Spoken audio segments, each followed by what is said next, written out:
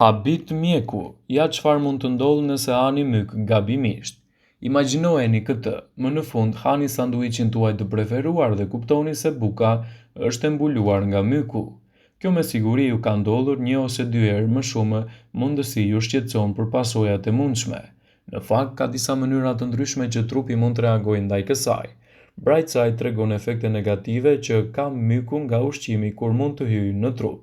Disa lloje të mykut mund të dëmtojnë ëmbëlsinë tuaj.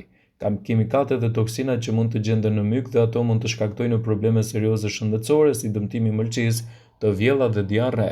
Megjithatë, kjo varet nga disa faktorë si sistemi imunitar ose mosha.